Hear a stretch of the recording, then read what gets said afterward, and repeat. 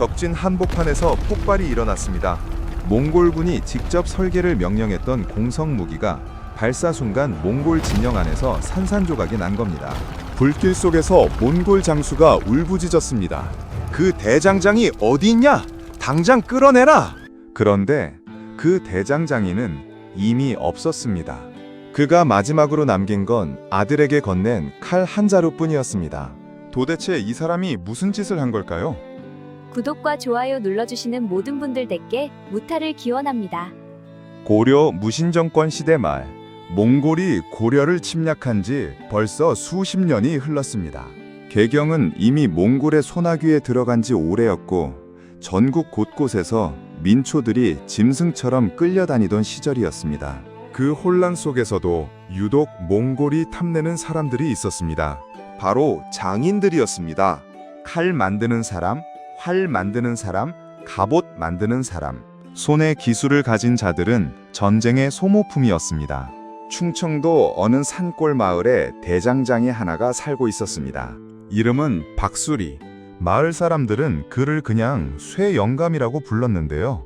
이 사람의 손에서 나온 칼은 달랐습니다. 단순히 날카롭기만 한 게 아니었어요. 3번 접고 2번 두드리고 12번 담금질하는 그만의 방식이 있었는데 그렇게 만든 칼은 웬만해선 부러지지 않았습니다. 고려 무관들 사이에서 박수리 칼이라는 말이 따로 있을 정도였으니까요. 근데 이 양반한테 한 가지 약점이 있었습니다. 아들이었습니다. 이름은 박득수. 늦둥이로 얻은 외아들인데 어미는 득수를 낳다가 세상을 떴고 박수리는 그 이후로 이 아이 하나만 바라보며 살았습니다. 이놈아, 너는 대장장이 되지 마라. 쇠 냄새 맡으면서 살다 보면 사람이 쇠가 된다. 너는 글 배워서 사람답게 살아라. 그러면서도 정작 본인은 새벽부터 밤까지 풀무지를 멈추지 않았습니다. 아들 글 공부 뒷바라지를 하기 위해서였습니다. 그런데 어느 날이었습니다. 몽골 병사 5이 마을로 들이닥쳤습니다. 그들이 찾는 건 딱 하나였습니다. 대장장이 박수리 어디 있냐? 마을 사람들이 손가락으로 가리키기도 전에 박수리는 이미 대장간 앞에 나와 서 있었습니다. 도망칠 생각조차 없는 눈빛이었습니다. 내가 박수리요. 몽골 병사가 말했습니다. 따라와라. 장군 각하께서 부르신다. 박수리가 뒤를 돌아봤습니다. 마을 어귀에서 득수가 보였습니다. 14살짜리 아이가 두 눈이 새빨개진 채 아버지를 쳐다보고 있었습니다. 박수리가 아들에게 말했습니다. 집에 들어가 있어라. 그게 둘의 마지막 대화인 줄은 그때는 몰랐습니다. 박수리가 끌려간 곳은 몽골군 진영이었습니다. 거기서 그를 기다리고 있는 건 몽골 천호장 타타르였습니다. 타타르는 고려 원정군 중에서도 악명이 높은 자였는데요. 전투보다 약탈을 더 즐기는 인간으로 자기 마음에 들지 않으면 부하든 포로든 가리지 않고 처리하는 것으로 유명했습니다. 그 타타르가 박수리를 보더니 빙긋 웃었습니다. 내 칼 솜씨가 고려 전역에 퍼져 있더군. 잘 왔다. 박수리가 물었습니다. 무엇을 만들길 원하시오? 타타르가 손짓하자 부하들이 두루마리 하나를 펼쳤습니다. 거기엔 거대한 기계 설계도가 그려져 있었습니다. 투석기였습니다. 고려 산성을 무너뜨리기 위한 대형 공성 무기. 몽골군이 이미 몇 번 시도했다가 번번이 실패한 장비였습니다. 타타르가 말했습니다. 이걸 완성시켜라. 네가 원하는 건 뭐든 주겠다. 박수리가 잠시 침묵했습니다. 그리고 물었습니다. 내 아들을 여기 데려와도 되겠소?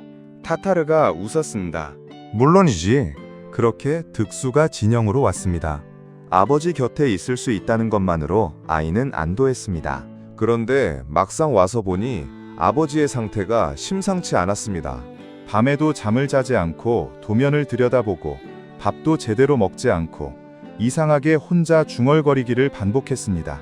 아버지, 괜찮으세요? 박수리가 아들을 보며 웃었습니다. 괜찮다. 네가 옆에 있으니 됐다.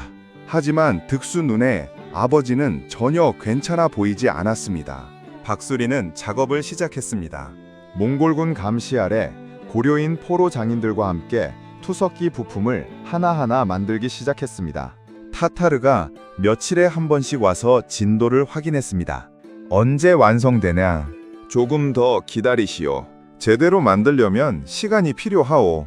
서두르지 않으면 내 아들부터 먼저 보내겠다. 박수리의 표정이 굳었습니다.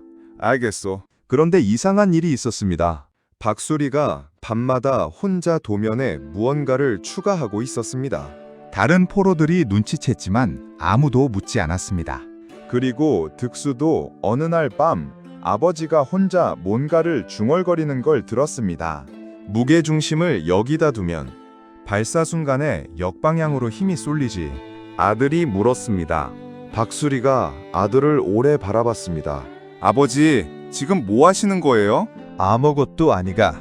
투석기가 완성되던 날이었습니다. 타타르가 직접 진영 앞마당으로 나왔습니다.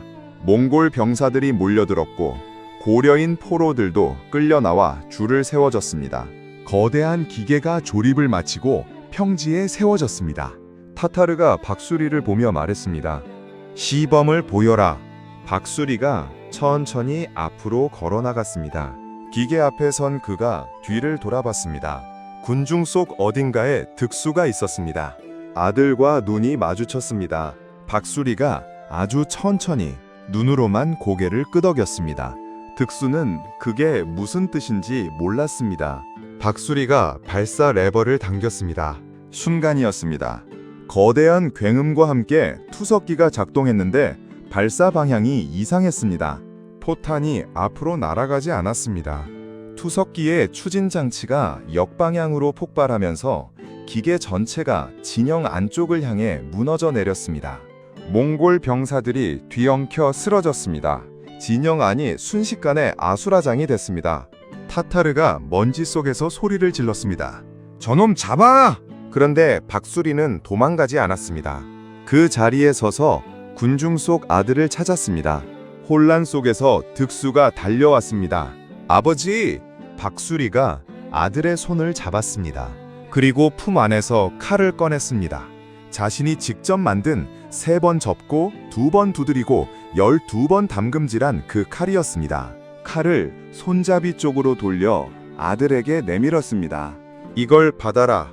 득수가 떨리는 손으로 칼을 받았습니다. 박수리가 아들의 손을 2손으로 꽉 쥐었습니다. 살아서 이 칼로 나라를 지켜라. 아버지는요? 박수리가 웃었습니다. 그 웃음이 득수는 평생 잊을 수가 없었다고 합니다. 나는 이미 다 했다. 그 순간 몽골 병사들이 들이닥쳤습니다. 득수는 혼란 속에서 포로들에 밀려 뒤로 밀려났습니다. 아버지와 손이 떨어졌습니다. 아버지! 연기와 먼지 속에서 박수리의 모습이 사라졌습니다. 나중에 전해진 얘기로는 박수리는 그 자리에서 타타르의 병사들에게 끌려갔고 다시는 아무도 그를 보지 못했다고 합니다. 득수는 살았습니다. 혼란 속에서 다른 고려인 포로들과 함께 탈출했고 아버지가 준 칼 하나만 품에 안고 산을 넘었습니다. 처음엔 그저 살기 위해 걸었습니다. 그런데 걷다 보니 어느새 고려 저항군 진영에 닿아 있었습니다. 그곳에서 득수는 자원했습니다. 싸우겠소. 저항군 대장이 코웃음을 쳤습니다. 이 어린 것이? 득수가 칼을 꺼내 보였습니다. 이 칼을 만든 사람이 내 아버지요. 대장이 칼을 받아들였습니다. 한참을 살피더니 눈이 달라졌습니다. 박수리 영감의 아들이가 그 이후 득수가 어떻게 살았는지에 대한 기록은 많지 않습니다. 다만 고려 후기 저항군 관련 기록에서 칼 솜씨가 비범했던 젊은 무관 하나가 여러 번 등장하는데 그 무관이 항상 허리에 차고 다니던 칼이 보통 칼과 다른 방식으로 만들어진 것이었다는 기록이 있습니다. 3번 접고 2번 두드리고 12번 담금질한 칼. 타타르는 어떻게 됐냐고요? 투석기 폭발 사고 이후 몽골 본진에서 문책을 받았습니다. 설계를 제대로 검증하지 않은 책임이었습니다. 전권을 박탈당하고 후방으로 밀려났다가 이후 다른 전선에서 전사했다는 기록이 남아 있습니다. 고려인 대장장이 한 명에게 제대로 당한 셈이었습니다. 생각해보면 참 신기한 일입니다. 박수리는 살 수 있었습니다. 그냥 시키는 대로 투석기를 만들면 됐습니다. 몽골군이 원하는 걸 만들어주면 살아남을 수 있었습니다. 그런데 그는 살기를 선택하지 않았습니다. 대신 이걸 선택했습니다. 망가지는 것. 그것도 완벽하게, 치밀하게, 아무도 눈치채지 못하게. 칼을 만드는 사람이 칼로 싸우지 않고 칼을 망가뜨리는 방식으로 싸운 겁니다. 그리고 자신이 만든 단 하나의 진짜 칼은 아들의 손에 쥐어줬습니다. 살아서 이 칼로 나라를 지켜라. 강한 자에게 맞서는 방법이 반드시 정면으로 부딪히는 것만은 아닌가 봅니다. 때로는 가장 조용하고 치밀한 방법이 가장 강한 저항이 되기도 합니다. 그리고 그 저항의 불씨를 아이의 손에 쥐어주는 것. 그게 어쩌면 한 아버지가 할 수 있는 가장 위대한 일인지도 모릅니다. 기록은 박수리를 기억하지 않습니다. 이름도, 출신도, 죽은 날도 남아있지 않습니다. 하지만 아들의 허리에서 빛났던 그 칼이 그가 살았다는 증거였습니다. 오늘 이야기 여기까지입니다. 살면서 누군가를 위해 조용히 자신을 내어준 적이 있으신가요? 그 사람이 바로 여러분 곁에 박수리였을 겁니다.